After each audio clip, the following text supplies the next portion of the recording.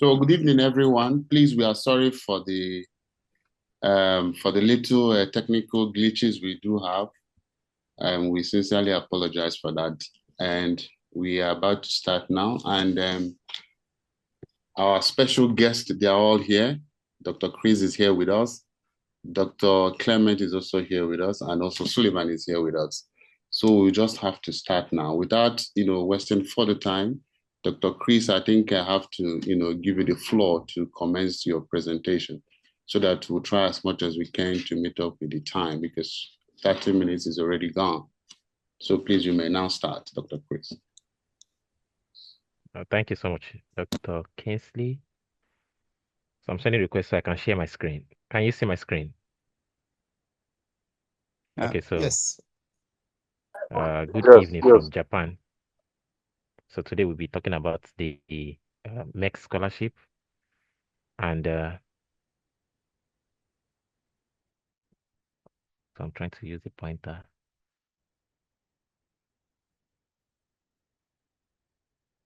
And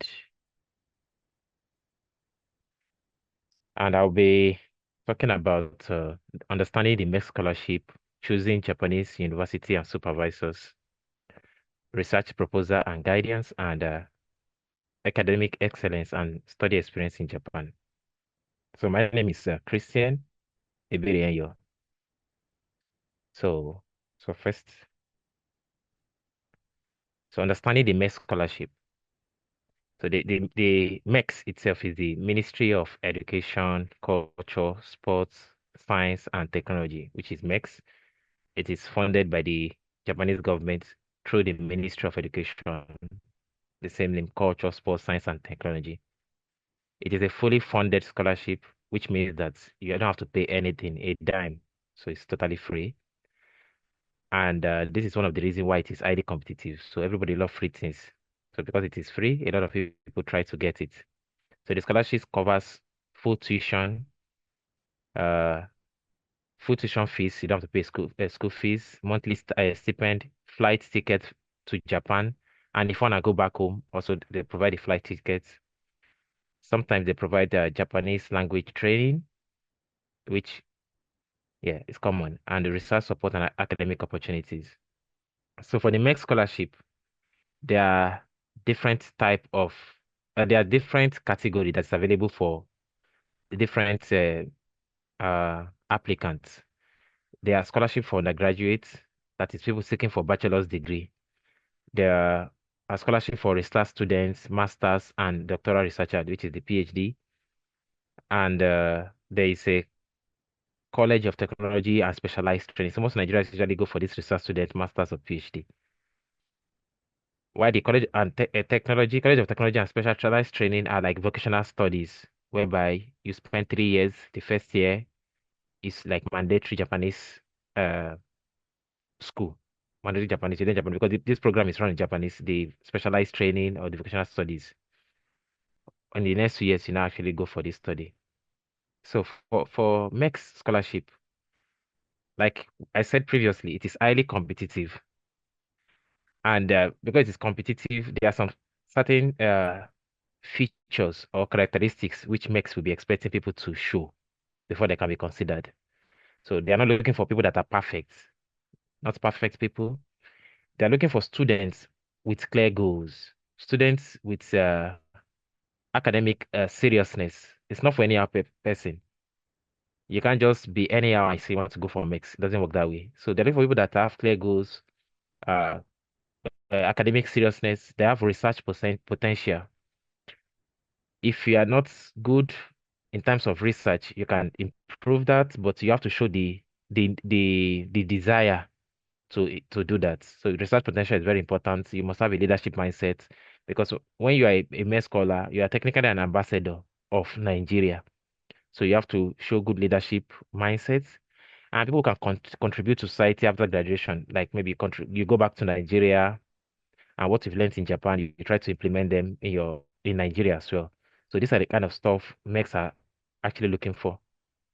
So some applicants just want the scholarship, or I want my scholarship, or it is free, the money that is involved. So, but it doesn't always work that way. Everybody wants free stuff, But there are some things you have to show that will make the Japanese government to say, okay, this person is worthy of getting this scholarship. So, but first makes want to know why you want to come to Japan. You must be able to explain to them why you want to come to Japan. Why don't you go to China? Why don't you go to South Korea or North Korea? So, why do you choose Japan? You must have a substantial reason. Don't just copy stuff from the internet and paste there. Oh, you have to make it more personalized. Why are you doing this research? Among all the research, why are you doing this research? And what impact will your work create? Which is the significance of your study, which is very, very important. So they look at all these things before they can maybe, oh, this person can be considered for this scholarship. So there are two pathways to MEXT to get this scholarship. We have uh the university recommendation. We have the embassy recommendation. For the university recommendation, it's quite common for PhD students. So in this one, you first of all approach a supervisor, and when the supervisor accepts you to supervise your work, for example, you make your master's or your PhD, then you apply through that university. So the university will be the one to recommend you to MEXT for this scholarship. University recommendation is almost like, let me say 100%, like 100%, all things being equal. Once the school have selected you, the chance of you getting the MEXT scholarship is almost like 100%. So this is quite common for maybe doctoral researchers and maybe master students as well. But the embassy recommendation is where you prepare your document and you send it to your embassy, to the Nigerian embassy in Abuja. After the embassy evaluates your document, they can now invite you for interviews. From there, they select the people that they are going to recommend for the scholarship. Once the embassy recommends you, then I think they have the options doing the form. When you're applying the form, you have options of choosing which university you want to go. Maybe three university, you give example. And after you have been selected by the embassy, then they can now maybe send it to this school or this school like that. But the university recommendation, that university that is recommending you automatically becomes the university you are going to study. So these two pathways are the easiest for me. I think the university recommendation, but it is quite difficult to get a supervisor. So, but if you're able to get a supervisor, it is much easier. But for undergrad, I don't think undergrad must be through the embassy recommendation. So we have the university recommendation, the embassy recommendation. So these two pathways is the only way you can get the MEXT scholarship from Nigeria. So the second part is choosing universities. Oh, okay. Yeah, choosing universities, Japanese university and supervisor. So this is very important. Like it's one of the most important aspects of the whole thing. So when you're going to decide a university, people choose university randomly. They just put on Google and choose randomly, but it doesn't help your application. Let's say, for example, you're conducting a research on, let me say, water, and you look for a university or a laboratory whereby what they're working there is on air, for example. It doesn't correlate. So that's will halt your application process. So when you're choosing university, choose university based on your research interest, the strength of the laboratory which you wish to join. So you have to search on the internet which university, what kind of research. My research, is it in line with what they are doing in this laboratory? What facility is available? Availability of facility, it should be much problem because once the lab is doing something that is similar to your work, there must be instruments or equipment that you can use for your research. What kind of publication is done in this lab? So from the publication, you can know the kind of research they're doing in that lab. And is this laboratory in line with your future goals? So when you in trying to get a university to find a supervisor, this is mainly for university recommendation actually, is you can make use of some free sites like Google Scholar. If you go to Google Scholar, maybe you search scholar.google.com and your research topic, you can put maybe some keywords from your research topic on Google Scholar and you put some keyword, maybe Japan. You are going to see research that are maybe similar to what you intend to do. So from there, you can actually get to check the laboratory or the professor in charge of that lab, and you can now send them emails. Okay. Another easy way is to go to the university website, Now which is be very, very saying, easy. So in the university website, you, for example, University of Tokyo, you search University of Tokyo, you go to their faculty, and you see the different laboratories that are in the University of Tokyo. So which laboratory that is in line with what you want to do, then you can now reach out to that laboratory. And sometimes we, as a researcher myself, I could have done a work, maybe I did it like 3 years ago, but my current interest might have shifted from that kind of research. So it's best to look for their recent publication from that laboratory or from that university that you are interested in going. When you look for their recent publication, you have an idea of the current area by which in which this laboratory are maybe they are currently working on current research. So once you get two of their three recent papers, then you cannot write a professional and personalized email. Most people always copy email from online. They just copy verbatim and paste. This can easily be detected. And now that we have the era of ChatGPT, which is very good to help you draft a good email, you can use it, draft a good professional and personalized email based on your own personal experience.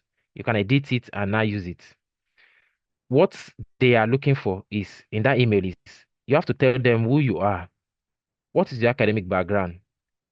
My name is blah blah blah. This is your background. Why their research interests you? This you get it from the 2 to 3 recent papers from that laboratory. So you talk about what they are doing in that lab, and you now have your own idea how it connects to that laboratory and why you are applying for MEXT. So when a professor receives such kind of email and is interested in you, then he's going to reply. And when you get a supervisor, your chance of getting a scholarship is almost like guaranteed. In Japan, professors usually look at some from your right up, they can know your tune. So they like to people that are humble. In Japan, is humility. Everyone is humble. Everyone is like equal. Clarity of your email, the seriousness and respectfulness and preparation. So you must avoid long emotional stories in your email. "Oh, I'm suffering in Nigeria. My father is this, my father is none of their business." So you have to be more professional, keyword, and personalize. So this helps you to choose your supervisor or your uh, university.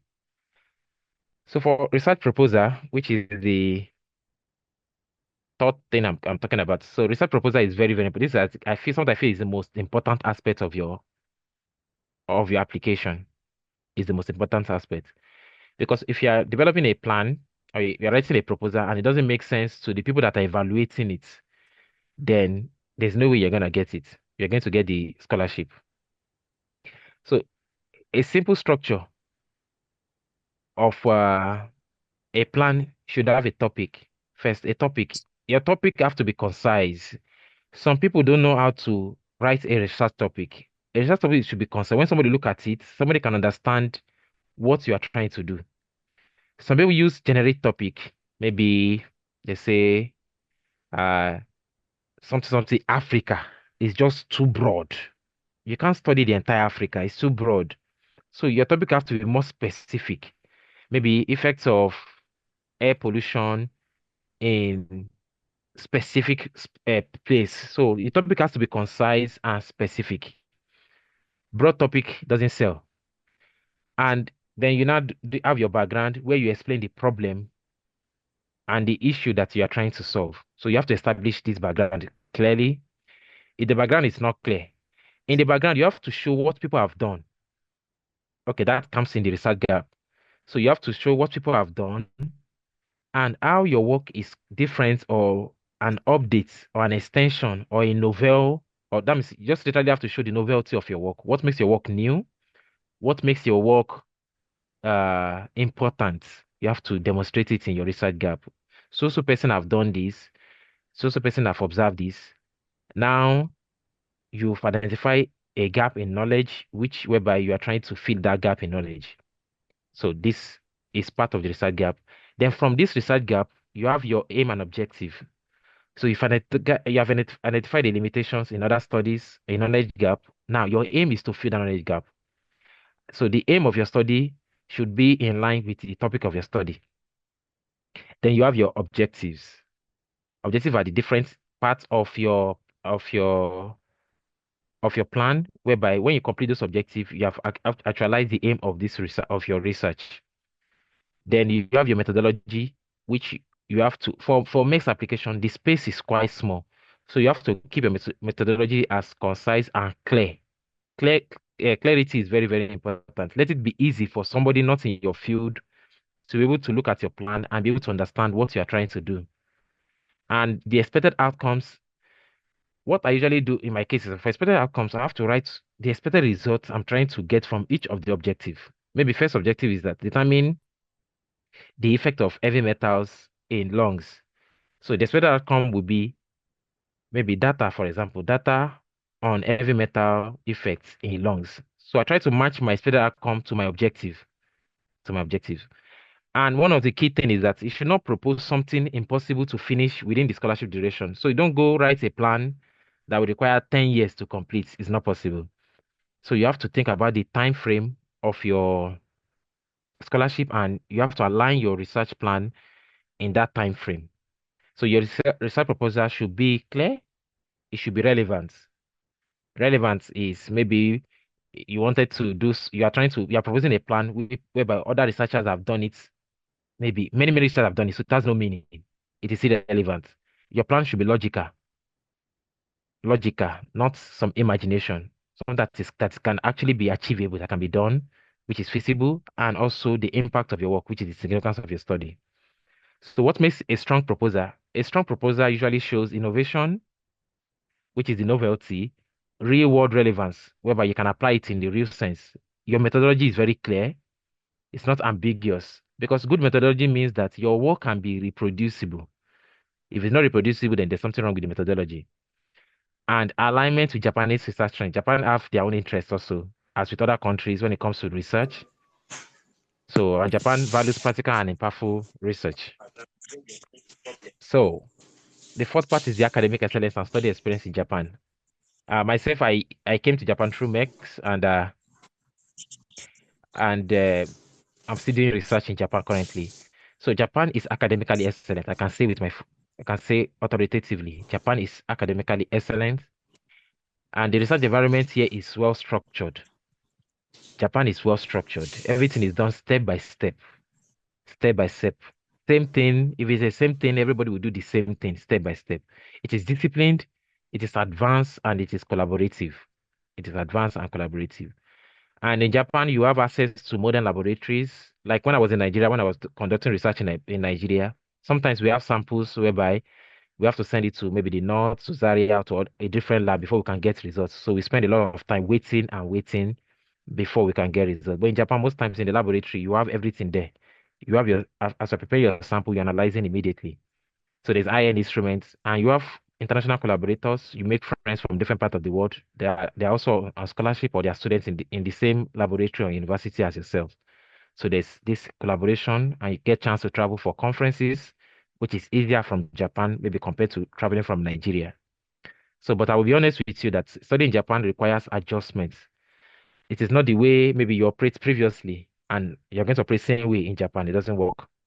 So in Japan, you have to time management is very key. You have to stick to time. Everything is done on time basis.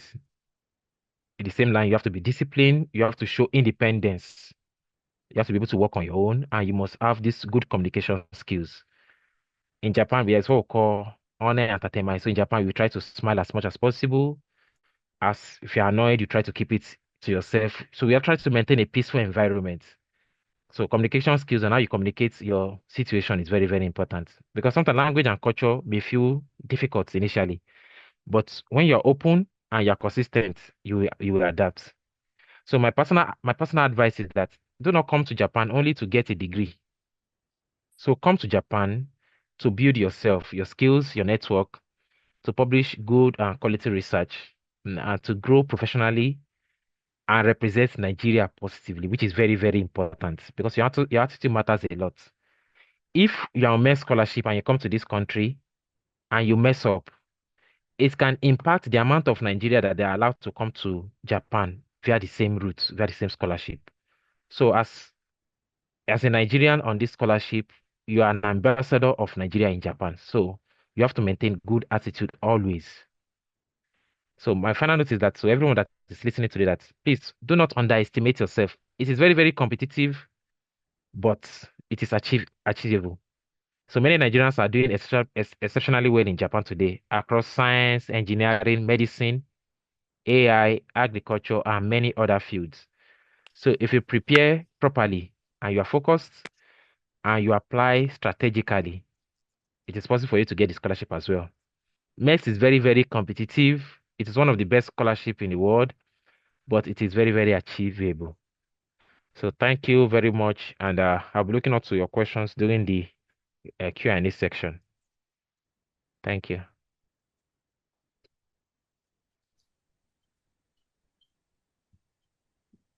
Thank you so much, Dr. Chris, for your insightful presentation. So guys, our next speaker is Dr. Clement. Dr. Clement obtained his PhD from the Graduate School of Engineering, Hokkaido University, Japan. And Dr. Clement, was also a MEXT scholar from 2018 to 2023. Dr. Clement will be speaking to us on application procedures and also documentations and also what it entails, the processes of, document submissions and embassy screening process, interview preparation tips, and also life here in Japan as a MEXT scholar. Please welcome Dr. Clement. You have the floor, please. Please, let's keep to 15 minutes. Our time has been fast spent. Thank you. Okay, thank you, Dr. Kingsley. So, I will not be sharing PowerPoint, so I will just go straight and be brief about the what I will said about the MEXT scholarship. So, I think Dr. Chris have said a lot about it. As he mentioned, so MEXT scholarship has a two route, which is embassy recommendation and university recommendation. So for me, I came through university recommendation. The process and the documentation are almost similar, except that for university recommendations, you need first to seek the consent of your professor who will be a supervisor. So for the process, embassy recommendation always start earlier depends on the embassy. For Nigeria, it is always between May and then application start. The call for application always started by May and ended June, first week of June or second week. Then for university recommendation, so the application always call for application always start by November, December, depends on the university, and it is always within 14 working days. So if you are interested to apply for the embassy for university recommendation, you must have known the process and then get all the required document ready, because the university recommendations is called for all the international students across all the world. So they close the application start and then close so fast to close the gap, because they always receive a lot of applicants. So the procedure for embassy recommendation, which many of you joining this screen may be interested, include first, the embassy always release the call. And then the second is you downloading and completing all the application form.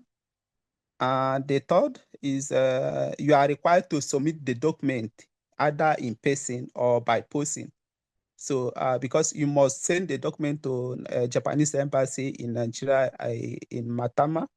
So you can send it through by going there by yourself or using courier service. The fourth one is you are required to take the exam, written exam. So after they review the document you submitted, they will shortlist the number of number of the applicant that merit the applications. Then after that, they will call for the exam, schedule for the exam, mostly within the ending of June or first week of July. The exam categories depends on the exam depends on the categories you're applying. But I think for PhD and for master and the PhD student, it requires having English and then the basic knowledge of Japanese. Then after the exam, the fifth one is that they will schedule interview. They will then mark the exam and then based on their classification, select a few students and then call for the interview.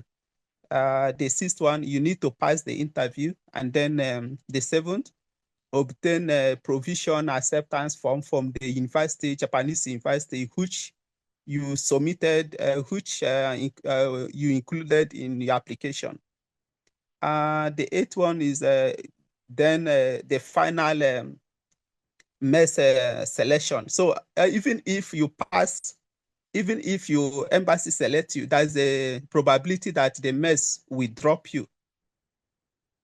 So, but just like Chris mentioned, so the university recommendation is more easier because if the university accepts, if the professor accepts you, there's a 100% possibility that you get the MEXT.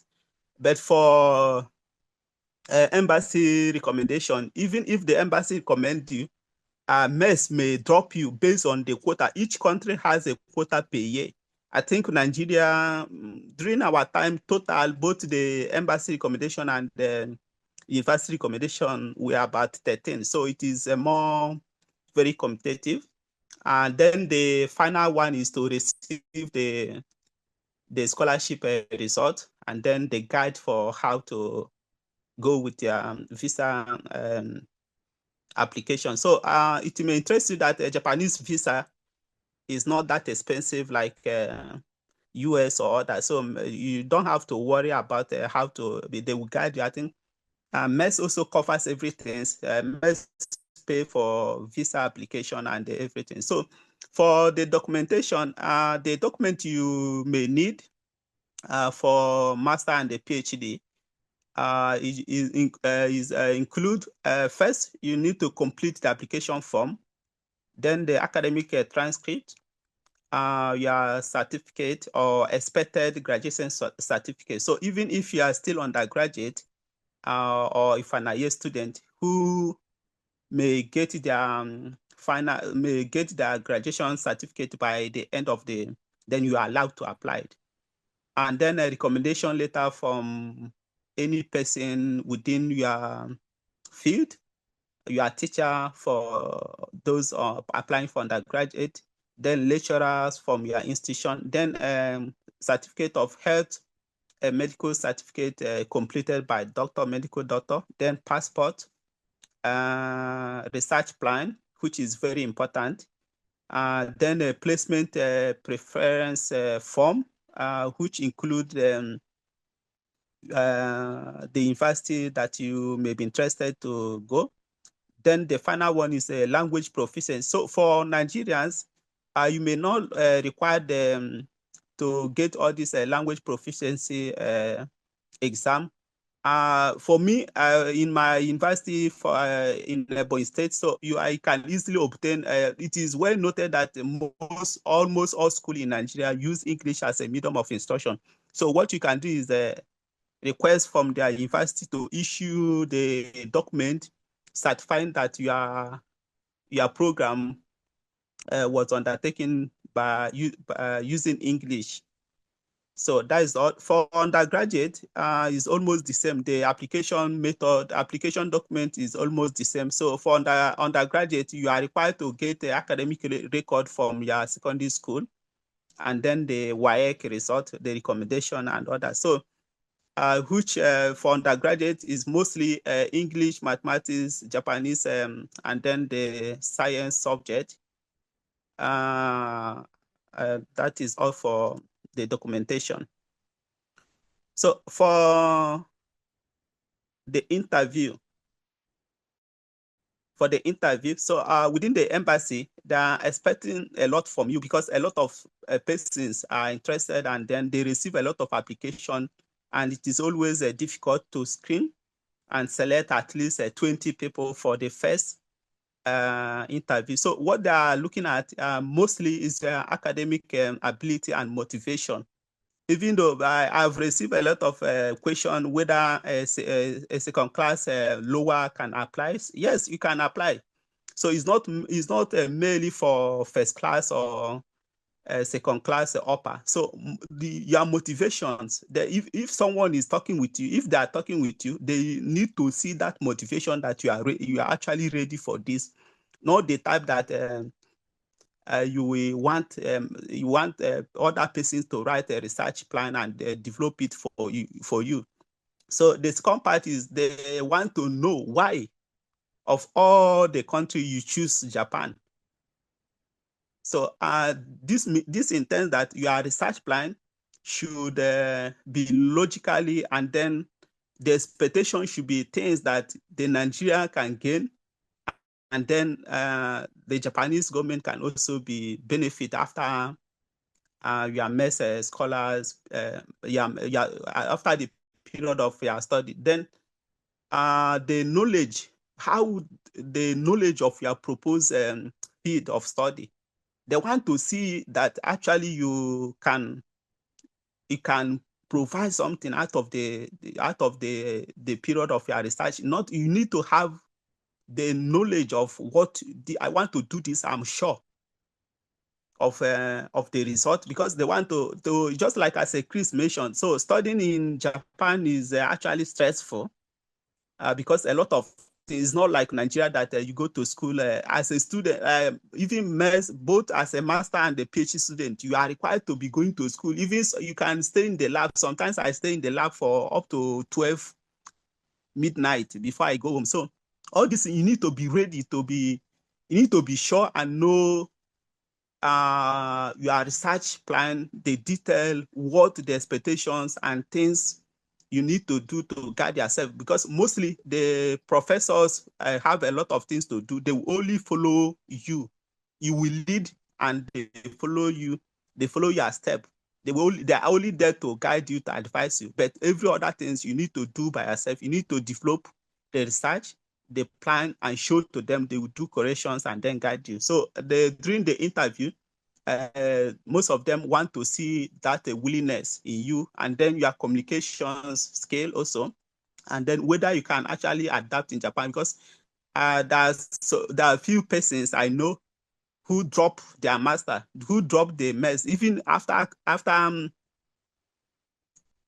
they come to Japan, they couldn't survive based on other things emotionally, and Japan is a bit close country. So all these things, they want to know whether you can actually survive. Because I know a friend who, after he came to Japan and then he said, I can't cope. He then dropped and withdraw from the MEXT. So all these things has already caught the opportunity from other persons. So they want to know whether you can survive, and also how your study will benefit your home country and after graduation, and also Japan, as I mentioned. So you need to be, if they can easily detect that you are ready by merely watching you to answer some of the questions they will ask you. The interview is not that difficult, but just a normal things, but they need to see the motivations in you, in your body language, your communication skills, your readiness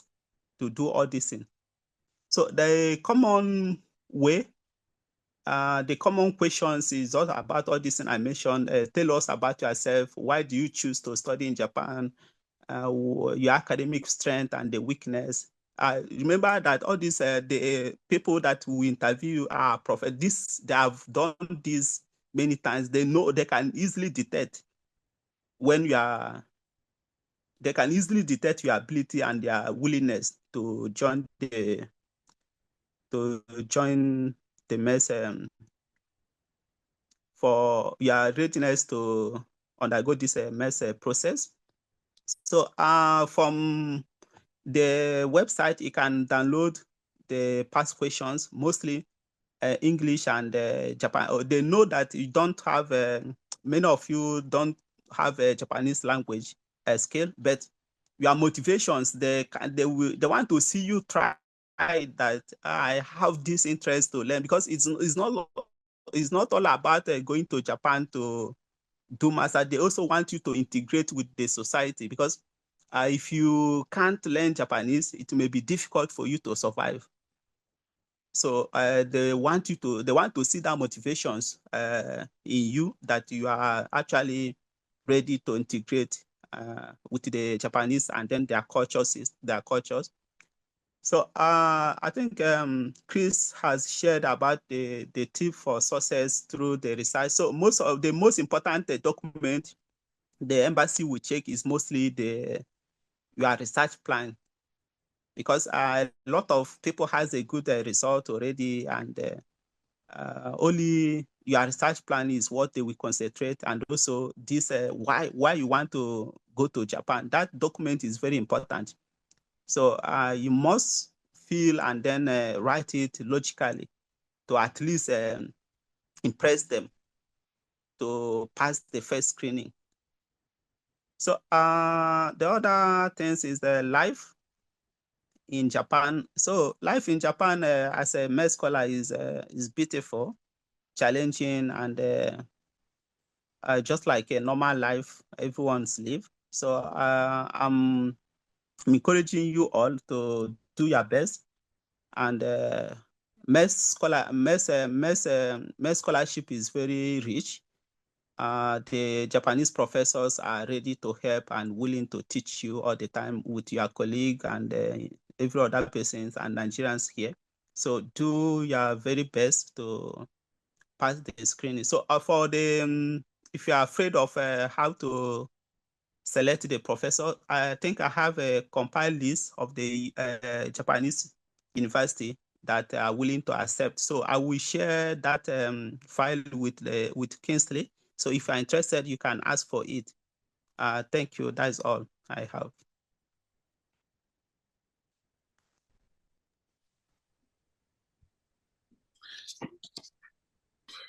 Thank you very much, Dr. Clement, for your practical insights. Thank you so much. Our next speaker is Mr. Sullivan Edeani. Sullivan is a PhD student and teaching assistant at the University of Kentucky, USA. And he's also a former MEXT scholar here in Japan. He will speak on his MEXT experience while he was in Japan, and also how MEXT assisted him in securing a PhD opportunity in the United States. And also, he will also give some insight on how graduate school preparation will also afford you some kind of international opportunities post-graduation. Please join me as I welcome Mr. Sullivan. Sullivan, you have the floor, please. All right. Good morning from here. My name is Sullivan Edeani, as have already been introduced. And ndị be anyị asị ka nkenekwu unu get n'ihe ndị Igbo ka a na-eme, so we just need to put a little bit of it in water. I'll be sharing a few slides with us, just in please help me confirm whether you can see this. Yes, please, go on. All right. First, I'll be speaking about how to my experience. There's just more of a story I'm asked here to tell, because my brothers here have already done justice on what MEXT scholarship is, how you're going to prepare. More of what I'll be talking about will be about how it's going to help you even if you don't plan to stay there for a long time, right? And also what it means to study there and what you expect to see what to experience. First is a brief background of myself. I did mass communication in a suit, yes. I get this question many times. People who are not from the science field, they're always very afraid. They are always very skeptical of their chance of being accepted, right? Is it just for science students? So I'm a practical example here that a non-science student can also get the scholarship, right? I did my bachelor's degree in a suit. And then as I started my youth service, while I was doing my youth service, that was the time I was doing the application. So I was serving and I was also applying. So 2 months after my NYC, I left, right? I joined the Tokyo International University to do my master's degree and using the MEXT scholarship. I used the embassy route, so I might not have much experience to talk about the university routes, even though I know people that use that particular channel. And currently I'm here in United States. It's my morning here, so you guys kept me awake for me to be here. And one thing I want to tell you is that beyond funding, we've talked about how much is going to give you funding that's going to be free, they're going to pay for your flight, and you are going to get stipends every month, right? Beyond that, it can also be a platform for you to grow in every field of your life, in your personal experience, in your academic experience. And it could also give you an international exposure. You know how things works, right? We are Nigerians, right? We're used to how we do things at home. And this channel, this will also give you that experience, the opportunity to see life beyond how we see it, how we see things work in Nigeria. And if it give you a professional network that you could easily utilize them in future to do whatever you need to do with it, which are of course the good ones, right? And it will give you a global opportunity for you to launch many things you need to do. We have Nigerians, even in Japan, that are doing exceptionally well, that are no longer even in the field of research. Some of them came as a MEXT scholars and now they're doing other things. Some of them are working in a think tank, some of them are establishing their own companies in Japan.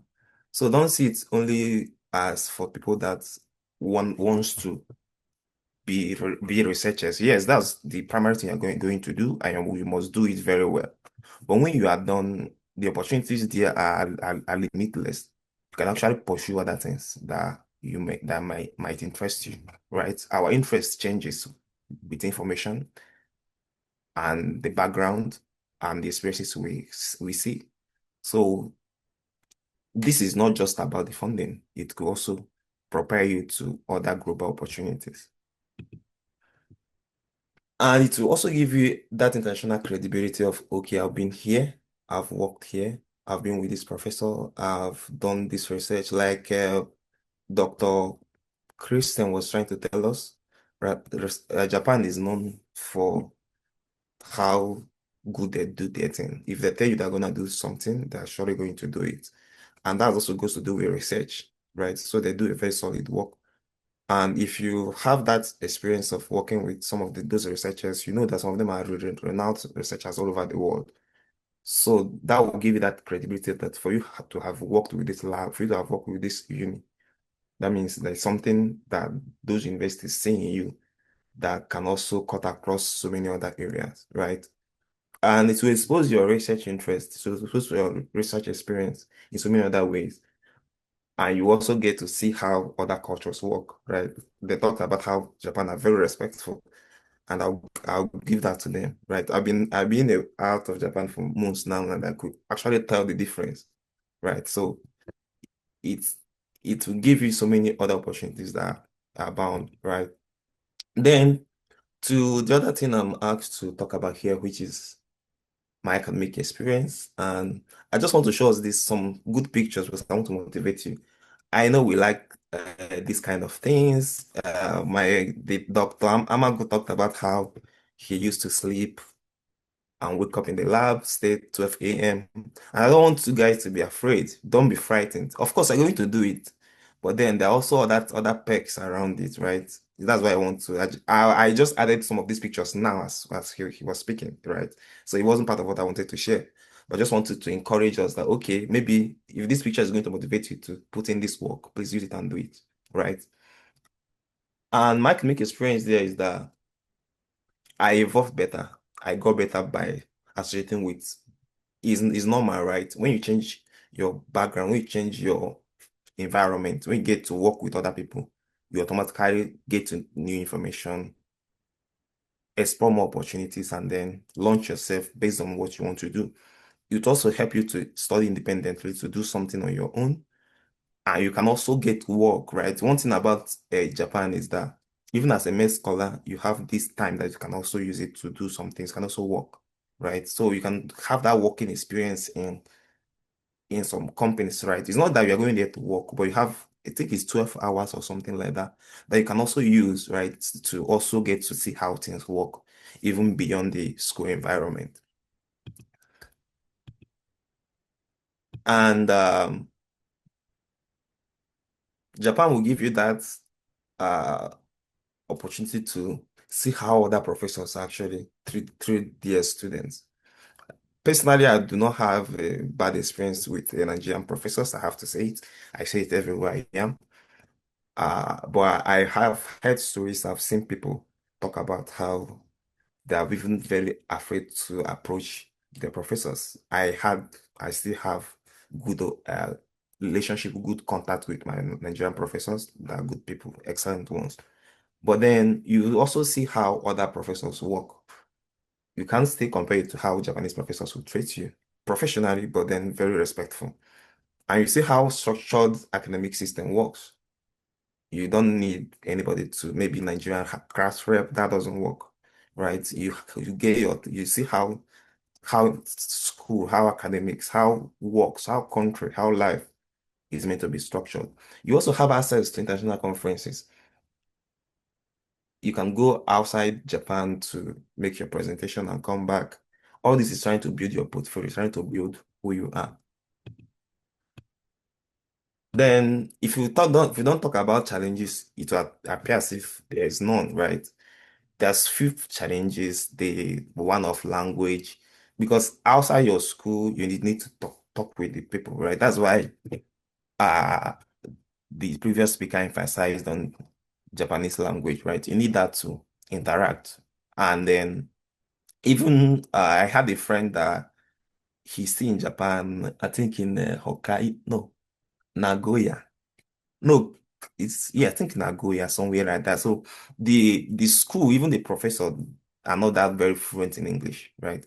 I know it might sound somehow to us that, oh, this person is a professor, they can't speak English. Research is not about the language, right? Research is systematic, so you can use any language to do a solid work. So the man is not very even fluent in English, so he finds this problem of even interacting with his professor using English language. So that's also a challenge that might be faced. But these challenges are not something you cannot overcome, right? You can actually get through it. Just have it at the back of your mind.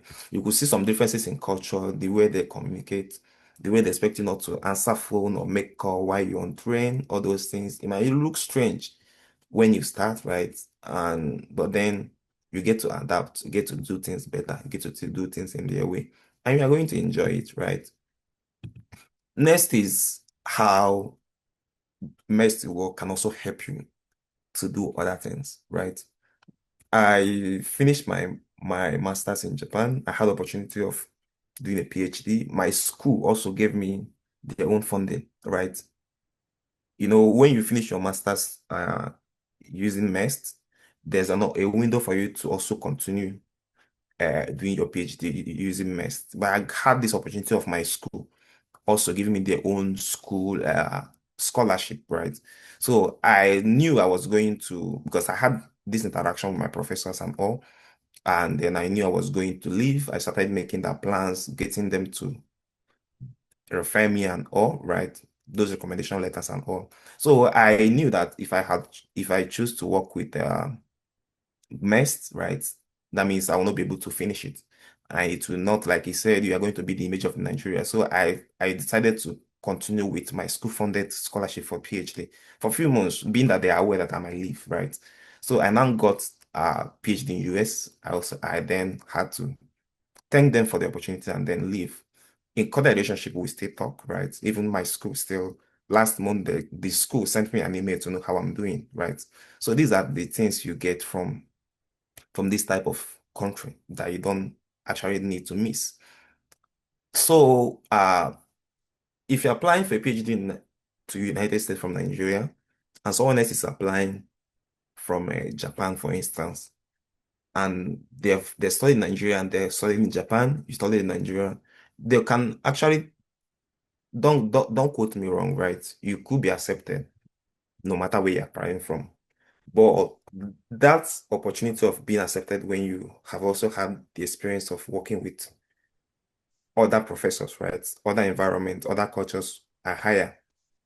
Here in my school, I have people that come from South Korea, people that come from Japan. I tend to ask, like, imagine maybe that's one of the requirements that I may actually ask. And one of this is that some professors that will send your recommendation letter, right? Because when I was applying for my PhD here, I told my professors in Japan to write recommendation for me, and they did. So and these guys are known, right? So I'm not saying that Nigerian professors are not known, no, but then you might not be able to maybe put them together, right? You might not put them in the same pedestal. So those guys might be more known, and some of them are studied in the United States. Some of them are from the United States, right? So when they write for you, they might rate them higher, right? They might have that prejudice to also say, okay, if this person is writing, maybe you can also get one from Nigeria, a professor in Nigeria to also write for you. This person is writing about this person from Nigeria, this person is writing from the person from Japan. You will have that edge. It will also strengthen your CV, right? You have that edge of, okay, so many people are talking about you, right? And then those experiences will strengthen your CV. Because while I was in Japan, I also did a teaching assistant, right? So it will strengthen both your application, you have this experience of working both in Nigeria and also teaching in Nigeria and also teaching in another country, not just a country but Japan, right? It will strengthen your application. It also boosts your research profile. It will make you more competitive, right? It will be easier for you to get that done. And so it could also be a stepping stone for people that maybe your interest or you prefer to study or live in another country, United States, for instance. Being with the policy Nigeria have now, you don't need to wait until that ban is lifted before you make that move. You can actually do it now. And I can tell you, one of the beautiful experiences I've had is in Japan, right? I'm enjoying my stay in United States, of course, but then those things I enjoyed in Japan that is not here. And I'll practically be visiting Japan very soon. And thank God I have my ogas here, right? So if I want to go back to Japan, I have people that I can welcome me. If I want to stay for 1 month, right? I know where to stay. Do you get? So these are things you don't need to wait until maybe I don't want to go to Japan, I don't want to speak Japanese. Don't be discouraged, right? Just do it. And I don't know whether I'm running out of time, right? And then you also get to uh speak, present your research, go to many conferences. I've talked about recommendation letter. It will improve academic writing. All these things matter. All these things are what people look out for, right? They will look at your CV and one other things I need to touch before I will leave because of time is that MEXT scholarship is open. Embassy recommended. It's ending June. I think June 6th or 8th, right? So this is the best time for you to do that application. This is the best time for you to apply. And when you are, this is the best time for you. it's better time for you to do the application. If you have younger ones, don't wait and then be expecting this is the best time. Just take this opportunity. I could tell you for a fact that the person that actually helped me to get this scholarship is here. And I never knew him until I started doing the application, right? So you don't need to isolate yourself. Go out there. I've got a lot of messages, a lot of people asking me about it, asking questions. About four of them have already sent the application, right? Last year, I was able to help 2 people, not like look at what they are doing, right? And then the same thing applies to so many people here. So go out there and reach out to people, ask questions, don't isolate yourself. And you see that people are willing to help you, right? But you need to put in the work. One thing about us is that we like things to be done for us. Oh, I want to go to Japan. Please, can you help me do the research proposal? Can you help? Everybody's busy, right? So I'm not sure anybody here will be able to start writing proposal for you, but they could also be free to proofread your work. They could also be free to review it. Once they see that passion, once they see that seriousness in you, they'll be able to review it, tell you, okay, this is right. Why not do this? Why don't you want to do this? Try this and all. And even after the first selection, because like I said, I'll be talking based on my experience as a embassy recommended scholar, right? So after the first documentation, when you submit your application, they'll select you guys for exam. Even in that exam stage, you need to talk to people to tell you, okay, this is what to do, this is how to approach the exam. After the exam, you go for an interview, right? We were around 50 something that were selected for the exam. After we are around 8 that went for an interview, right?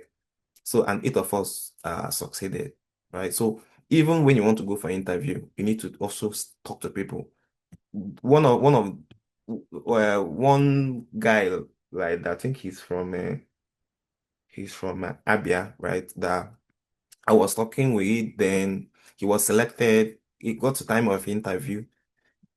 Uh, I was telling him, let's just have a mock interview. He was like, no, I'm right. But then, unfortunately, I'm not saying that's why he wasn't selected, but unfortunately, he wasn't been able to select it. So also don't take anything for granted, right? So there are some questions they will be asking you that you might not know. And these are the things they're expected to hear from you. You are going there for research purposes. So they're going to test your research skill.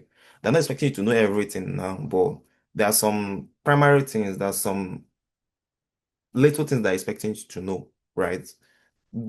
Those things are just something you need to know. So if they ask such question and you don't know what's your research question, what's your research topic, why are you interested in Japan, those few important questions you might think is not very consequential, is not that important for you, just answer it anywhere you want. But with that, they have already flagged you, right? And remember that these people want to invest a lot of money in you, right? That nobody wants to waste their money. And we are talking about thousands of US dollars, right? Thousands of yen. So, and they're going to be paying you every month. They're going to pay for your scholarship. So why should they give that money? Why should they put that money in you? It's not a joke, right? So you must convince them that out of everybody that's saying that you need to be invested in that, this money should be invested in you, right? So you need to take it serious and then prepare in every stage for you to be able to defend that. And I think that's just it for now, and I'll be ready to attend to any question. Thank you.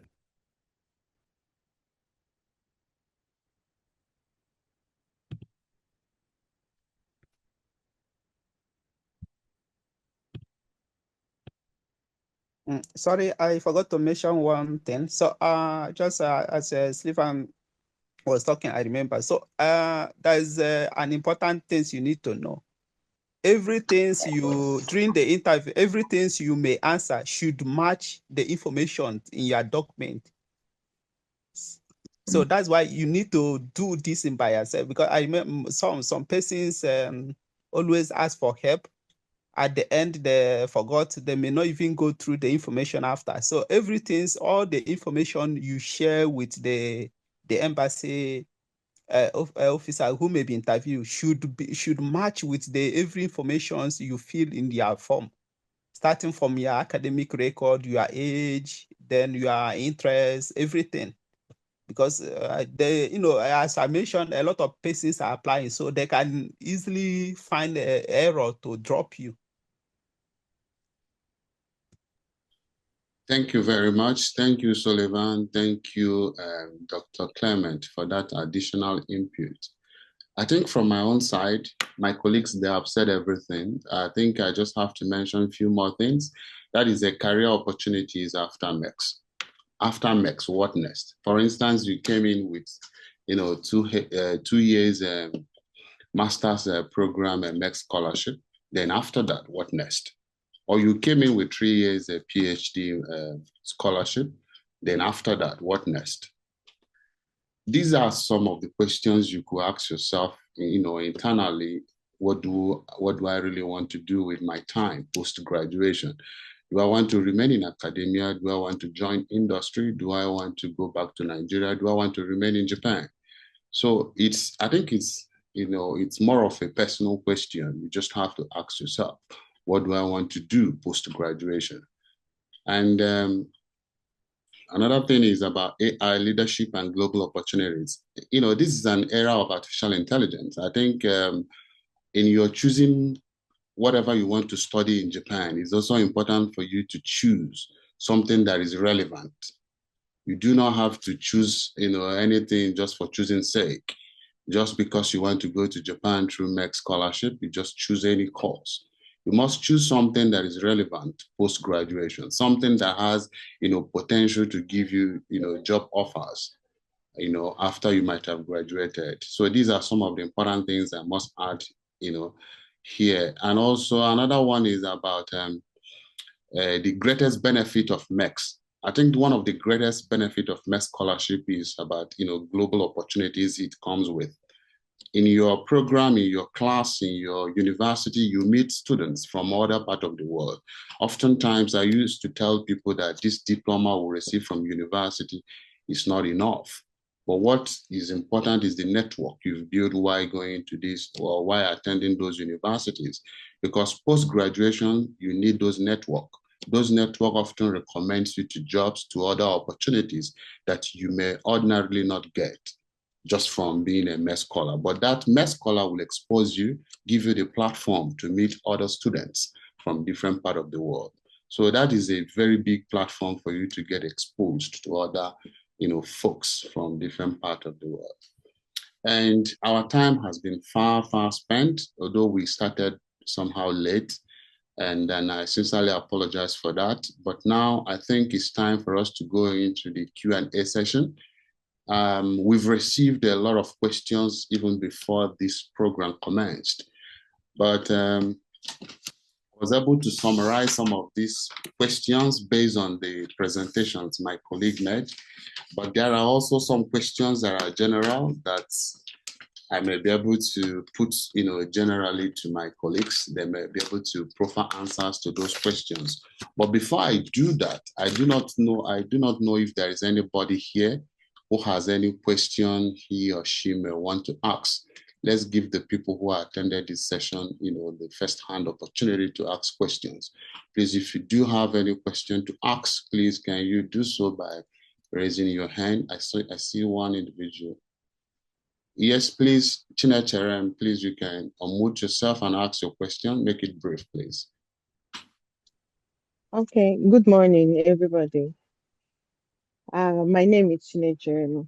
I'm currently in Nigeria right now, but I'm almost done with my PhD in nursing. I'm a nurse, and I've been going through the program, and I don't know which one I'm fit in. Like the one for PhD, I'm already almost done with my PhD.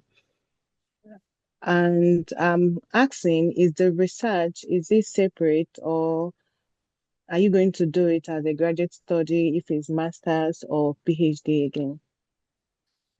Thank you. Sorry if I understand your question properly. You are coming here for what program? You want to come in for master's or for another PhD program. Is that correct? Yeah, that's what I'm asking. I'm almost done with my PhD. I'm asking, do they have separate research program only for researchers, or you must take a master's? Like for me, I have my master's already, like taking another master's or taking PhD again. I want to know. Or is there any separate I got program your for question. researchers? Do you have any specific presenter that you would like him to respond to your question? Do you have any person here? Dr. Chris is here, Dr. Clement is here, and Sullivan is also here. Who do you want to respond to? Anybody that. Dr. Chris, are you still with us, please? Yes, I'm still here. Please, can you respond to her? She's asking, in summary, she's already a PhD student somewhere in Nigeria. And now she's asking. Not in Nigeria. Where? Not in Nigeria. In the Philippines. Okay, in the Philippines. She's in the Philippines. Sorry about that. No, I'm not. I came back to Nigeria for holidays. I'm in Nigeria currently now. All right. But she's currently a PhD student somewhere. And she's asking, must she go through the route of master's or PhD to get to Japan through MEXT? Or is there a specific research program that MEXT also funds that she can also go through? I don't know if that is what she's asking, but I think that's exactly what she's asking. Yeah, I think the best is, because if you are going through masters again, or maybe you are trying to change your field, but you could still do masters if your age still allows you, and you can decide to go for PhD also. It's your choice. I know people that have to. I'm still in my 20s. What did you say? I say I'm still in my 20s, so the age is not a barrier. Okay, so you can go for, if you want masters. I have a friend that did masters in China, then again another master in Japan. So it's your choice. The scholarship is free. So you could try for PhD if you want to do it again. You can go for masters if you want to do it again. So far you have the age, so you are allowed to do as you wish. Thank you, Dr. Chris. Chima Achukwu Franklin, what's your question, please? All right, good morning, everyone. Please, can you hear me? We can, go. Okay, my question is about the age limits, because I'm yet to own a degree for BSc. I'm just searching for undergraduate, so I want to know the age limits for undergraduates, because right now I'm currently 28 years old. Can you go to the chat box? I think Dr. Clement responded to that. Can you go to the chat box? Okay. Yeah, I just saw it out now. Yeah, the answers are there. And also, somebody with Oppo, what's your question, please? Oppo, mobile phone Oppo, what's your question? Unmute yourself, please. Okay, good morning. Can you hear me? Please go on. Okay, sir. My name is Alali Anthony. I'm talking from Nigeria. I'm currently working for Sullivan Bank. So my question goes this way. I graduated with HND. I don't know if this offer is available for me to do my master's in Japan. I think the HND at Japan. Studied at the Federal College of Agriculture. You're currently having HND, right? Yes. All right. You're asking if HND will use HND to apply for master's program in Japan, right? Yes, sir. Correct. Dr. Clement, please can you respond to him?